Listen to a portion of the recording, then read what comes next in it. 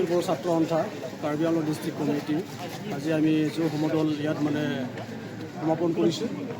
নিখিল বড়ো ছাত্ৰ সন্থাৰ উদ্যোগত তথা অল মানে আসামতে আজি যোৰ সমদল ইয়াত মানে সমাপন কৰা হৈছে। আমি অলৰেডি আমাৰ যোৰ সমদলটো ইয়াত সম্পূৰ্ণ কৰিলোঁ আৰু ইয়াৰ লগতে আমি আমাৰ নিখিল বড়ো ছাত্ৰ সন্থাৰ যিখিনি দাবী তথা BTR ৰেকৰ্ডত থকা যিখিনি মানে দাবীসমূহ এই দাবীসমূহ মানে ৰূপায়ণ কৰিবলৈ আমি অসম চৰকাৰ ভাৰত চৰকাৰক দাবী জনাইছোঁ। আৰু ইয়াত আমাৰ কাৰ্বি আংলং ডিষ্ট্ৰিক্টৰ সকলো আমাৰ অভিভাৱক সংগঠনবিলাকে জড়িত হৈ আছে আৰু লগতে আমাৰ ৰাইজ ওতঃপ্ৰোতভাৱে ইয়াত মানে আহি আমাৰ লগত সহযোগী কৰিছে। ইয়াৰ বাবে আমি ইয়াকে বিচাৰোঁ যে আমাৰ ৰাইজ এতিয়া মানে বহুতো সমস্যাৰ লগত জড়িত হৈ আছে, কিয়নো আপোনালোকে আমি সকলোৱে গম পাওঁ BTR ৰেকৰ্ডত থকা আমাৰ যিখিনি দফাসমূহ এতিয়াও মানে সম্পূৰ্ণভাৱে ৰূপায়ণ হোৱা নাই।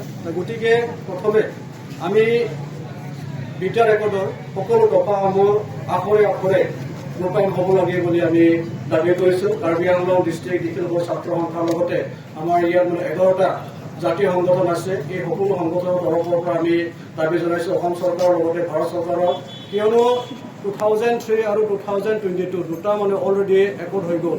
এই একৰ্ডত যিসমূহ দফাসমূহ এতিয়া ৰৈ গৈছে, স্পেচিয়েলি আমি ক'ব লাগিব কাৰ্বি আংলঙৰ যি মানে চিডলিং ইছ্যু STHৰ মানে যিটো ইছ্যু এতিয়া বৰ্তমানলৈকে ৰৈ গৈছে। গতিকে আমি কাৰ্বি আংলং ডিষ্ট্ৰিক্ট নিখিল বড়ো ছাত্ৰ সন্থাৰ লগতে আমাৰ যিখিনি মানে ইয়াত মানে অভিভাৱক সংগঠনবিলাক আছে, আমি সকলোৱে অসম চৰকাৰৰ লগতে ভাৰত চৰকাৰক দাবী উত্থাপন কৰিছোঁ, কিয়নো 1985 চনৰ পৰা আমাৰ কাৰ্বি আংলঙৰ যি চিডলিং ইছ্যু ই ৰৈ আছে আৰু আমাৰ দাবীটো 1965ৰ পৰা আৰম্ভ হৈছে। গতিকে যথেষ্ট মানে পুৰণি এটা দাবী, সেইখিনি আমি দাবীটো মানে কাৰ্বি আংলং জিলাৰ হৈ আমি অসম চৰকাৰৰ লগতে ভাৰত চৰকাৰক দাবী উত্থাপন কৰিছোঁ যাতে অনতি পলমে এই দাবীটো ৰূপায়ণ কৰিব লাগে।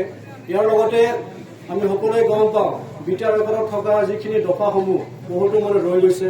ইয়াৰ ওপৰতে এটা আমি ক'ব লাগিব 125 আৰ্টিকেল এই এমেণ্ডমেণ্ট হ'ব লাগে, কিয়নো অট'নমাছ কাউন্সিলসকলক মোৰ মানে অট'নমি মোৰ পাৱাৰ দিবলৈ যিখিনি ইয়াত সুবিধাবিলাক আছে এই সুবিধাটো আমি পাবলৈ মানে দাবী কৰিছোঁ, কিয়নো আমি এতিয়াও অট'নমাছ কাউন্সিলবিলাক বা 6 অট'নমাছ কাউন্সিলবিলাক যথেষ্ট পিছপৰা।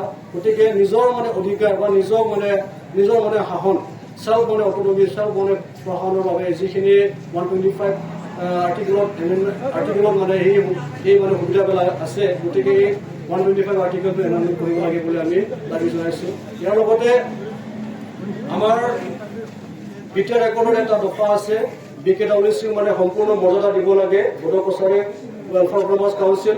গতিকে অসম চৰকাৰৰ অধীনত থাকিলেও অসম চৰকাৰে এতিয়াও এই দফাটো সম্পূৰ্ণৰূপে ৰূপায়ণ কৰাত মনোযোগ দিয়া নাই। গতিকে অসম চৰকাৰক আমি দাবী জনাইছোঁ যে BKWCৰ সীমাটো নিৰ্ধাৰণ কৰিব লাগে আৰু পূৰ্ণাংগ মৰ্যাদা মানে BKWCক মানে দিব লাগে।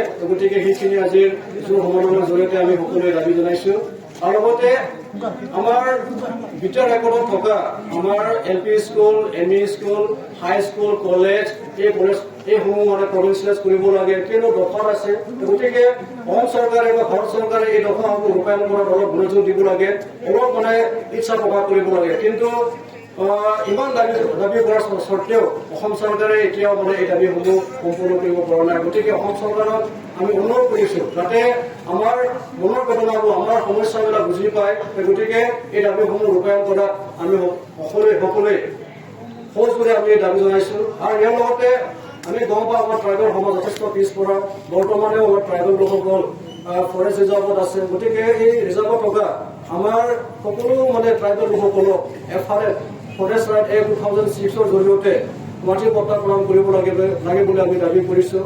আৰু ইয়াৰ লগতে আমাৰ যথেষ্ট মানে BTR ৰেকৰ্ডত ৰৈ যোৱা এটা দফা বিশ্বনাথৰ শোণিতপুৰৰ বহু গাঁও বৰ্তমানলৈকে অসম চৰকাৰে মানে গাঁওসমূহ BTRত মানে যিখিনি অন্তৰ্ভুক্ত কৰিব লাগে সেইখিনি কাম এতিয়াও মানে কৰি দিয়া নাই। গতিকে বিশ্বনাথৰ শোণিতপুৰৰ সকলো গাঁওসমূহ BTRত মানে অন্তৰ্ভুক্ত কৰিব লাগে বুলি আমি দাবী জনাইছোঁ।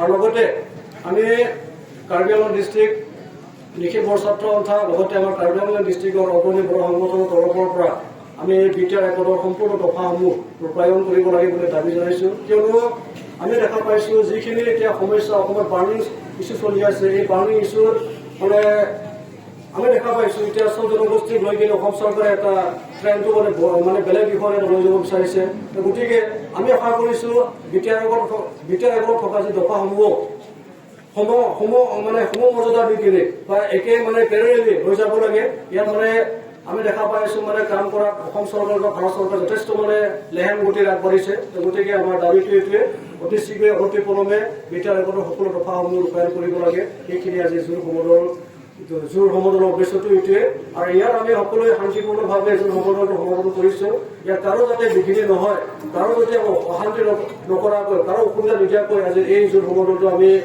ইয়াত সমাপন কৰিছোঁ গতিকে আমাৰ দাবীটো এইটোৱে থাকিব যেতিয়ালৈকে বি টি আৰ হাইকোৰ্টৰ দফাসমূহ সম্পূৰ্ণৰূপে ৰূপায়ণ নহ'ব আমাৰ আন্দোলনটো গণতান্ত্ৰিক আন্দোলনটো শান্তিপূৰ্ণভাৱে চলি থাকিব গতিকে মই ইয়াত সকলোকে ধন্যবাদ জ্ঞাপন কৰিছোঁ আৰু নিউজ মিডিয়াকো ধন্যবাদ দিছোঁ যিকোনো খবৰৰ বাবে যোগাযোগ কৰক 7099017330 লগতে 7099017110 নম্বৰত।